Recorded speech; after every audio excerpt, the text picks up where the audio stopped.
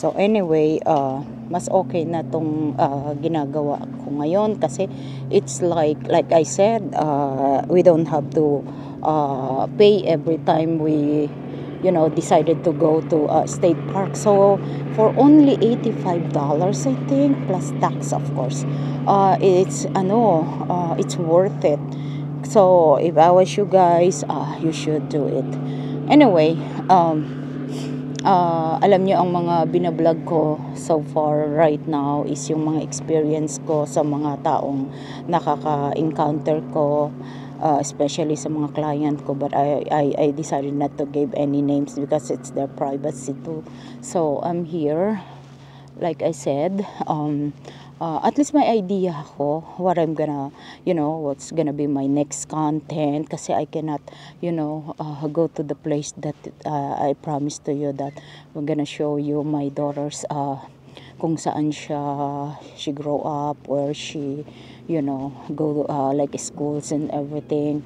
But like I said, I'm gonna do all those stuff pagka kaya ko nang idig lahat ng mga pictures niya so I can, insert to my video kasi right now mahirap pa rin talaga ang open ng mga gamit niya. So we decided na unti-unti, but actually ako nagiging tough na ako actually kasi look at me now.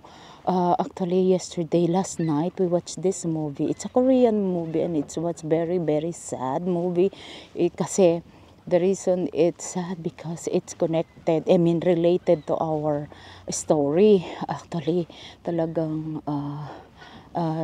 it's a heartbreaking because imaginein mo, nakita namin yung mga sarili namin dun sa story na I cannot believe na, malalagay nila sa story. But I don't wanna give you what the title is because I don't feel like, I'm still, wanna keep my privacy.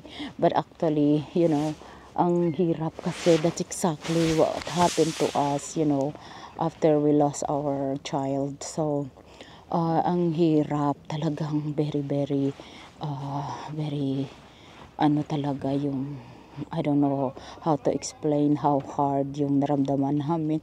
But I'm getting tough, Nagiging tough na ako. I don't wanna, it's not like before every time na makakita ko related. Iiyak na ako. Ngayon is different. At saka every time nakikita ko yung mga nangyayari sa mga accident na nangyayari, I always have this anxiety na hindi ko na itutuloy panoodin. But now I'm being very, very strong na hindi ko na tawag dito, hindi ko na nararamdaman yung pain like I said. Kaya kung minsan nakakalungkot kasi I don't know what's going on to me, parang naging na ako, nawalan ako ng emotion. Parang dati napakaduwag ko. Honestly, makakita lang ako ng blood, makakita lang ako ng mga tawag dito, yung talagang gruesome na movie. Alam ko namang movie, but I am so scared talaga na hindi ko talaga kayang itingnan. But this time, I can see na wala akong ma-feel, wala akong nararamdaman na anything. Tsaka yung mga, like I said, yung mga pain na nararamdaman ng mga taong nag-open up sa akin, I feel like normal lang. I didn't feel any emotions, like I said, na awang-awa ako, yung bang ganon. Tapos, parang feeling ko yung affected ako, but this time is different. Like, honestly, I don't understand how to explain to myself. And like I said, there's a time lang na I feel like to cry. I will cry, and then but most of the time now, kahit alam kong affected ako, like the movie last night, my husband is really, really feels the pain, kaya iyak siya ng iyak, makit siya sa taas, iyak siya ng iyak. Pero hinayaan ko lang siya kasi kailangan niya mag-release, kailangan niyang umiyak para mailabas niya yung pain niya. But ako, honestly, hindi ko, I decided na wag ko siyang sundan, hayaan ko siyang makapag-release kasi it's only happen na gusto niyang umiyak ng sumigaw, Kaya ayan ko lang siya. Kaya ako ngayon, so that's how I feel. Kaya ang ginagawa ko ngayon, makakakita ako ng mga related sa mga story namin or exactly like the same yung like I said about my daughter, talagang ang iba na. Kaya minsan nagtataka rin ako, hindi ko alam kung what's going on to me, but I know I was really in pain. I know that. And I know that, sakit na sakit ako na hindi ko makikita yung anak ko, naririnig ko lahat, nai-imagine ko lahat yung movement niya, yung tawa niya, yung feeling na andyan siya, yung itsura niya, but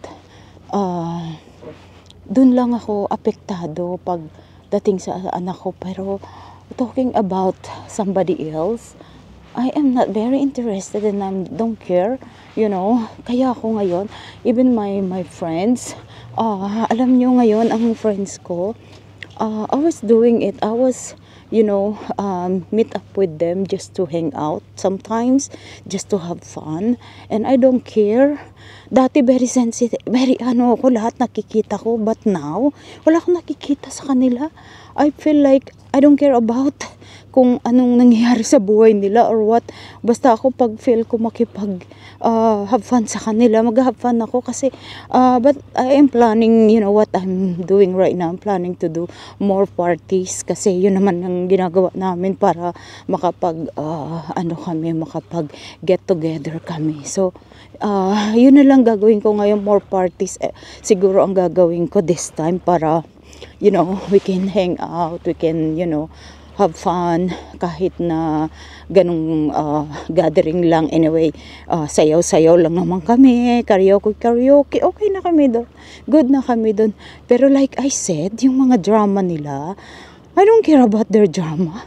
Dati, mga taong, annoying, yung bang mga nakaka-offend, yan big deal sa akin but this time, I don't care. Hindi ko na sila iniintindi. Sabi ko, parang feeling ko ngayon, now I understand ng friend is like, hang out lang yan. Hindi tayo pwedeng maging seryoso talaga na, kaya yun ang nararamdaman ko ngayon. And I don't care kung merong annoying, I don't care kung meron dyang mga marites, I don't care kung meron dyang balat sibuyas. Bahala na rin naman sila sa buhay nila, diba? Hindi ko na yan masyadong binibigyan ng importansya kasi wala akong panahon. Wala na akong panahon talaga. Kaya ngayon, eto na lang, ganito na lang ginagawa ko. Happy na ako sa ganitong ginagawa ko, is more peaceful. Tapos I'm not like before na I'm very concerned about the family. I'm very concerned for like yung mga bagay na walang kakwenta-kwenta. But now it's different. I'm not even affected kung ano man yung mga pinoproblema nila at this time, na alam ko naman kahit na isubo ko sa kanila, sila pa rin yung pipili sa buhay nila. Hindi ko pa rin ma-change yung buhay nila dahil sila ang may katawan, sila yung may buhay na yan. Kasi ngayon ko naramdaman yung being by myself. Pagka nagkaroon ka pala ng pinaka masakit na problema, walang makakatulong sa'yo but you. Pero hindi ibig sabihin I'm very selfish. If I have chance to help, why not? But right now, I'm focusing with my own problem right now actually. Kaya ngayon, yung mga dati ang pamilya ko, konting bagay, kahit di sila humihingi sa akin, I will give it, kung ano yung makaya kong itulong. But this time, na-realize ko na, how long I've been doing this, their life is still the same, my life is still the same, walang na-change, But anyway, nakatulong. That's a good thing. That's a very good thing kasi nakatulong ka kahit papano, hindi sobra pero at least you will able to help. Pero like I said, it's all about choices talaga ang buhay. Kaya sila, pag hindi nila talaga tulungan ng sarili nila, kahit ibigay ko lahat ng income ko sa kanila, hindi pa rin sila mabe-better. Kaya for me now, everything may mga solusyon yan. Kaya yung problema nila right now, hindi ko naman na binapansin kasi alam nyo, matagal na ng issue yan eh. Ako para kung siraulo na hanap ng way para magkaroon ako ng source to help them. But it's still the same eh. Parang nangyayari, nagagalit pa yung iba hindi gusto sa ideas ko, but my thinking is like to find a way to help them kasi nga may way kasi nakikita ko may way to where can we get the funds, but it's a matter of sacrifices, and I am willing to sacrifice and I'm willing to take care of the finances, but yung iba it's not convincing dahil may mga taong nag-iisip na it's my personal interest. So ngayon alam ko na hindi na ako katulad ng dati na ini-insist ko kahit na I'm trying to explain to them my purpose, but I think it's not my problem anymore. Kaya ngayon alam ko na. So now I was me and my husband are trying to work it out everything na maging kami ngayon, maging concentrate kami for what we have right now, as long as andito pa kami sa lupa. Yung mga hindi nagawa ng before nang andito yung anak ko, we were trying to effort and give time para magawa namin, para hindi naman nakakahiya sa anak ko. Kasi ang anak ko, she always telling me that, "Mom, you enjoy your life, Ako namang sira, sabi ko, "Nak, ikaw yung mag-enjoy kasi bata ka pa. You still have long way to go. I want you to enjoy. Don't worry about me." Sabi kong ganon. Ikaw yung gusto kong mag-enjoy kasi bata ka pa. Pag matanda ka na, no turning back na yan, sabi ko. Kaya hindi na yan, hindi ka na babalik sa pagkabata.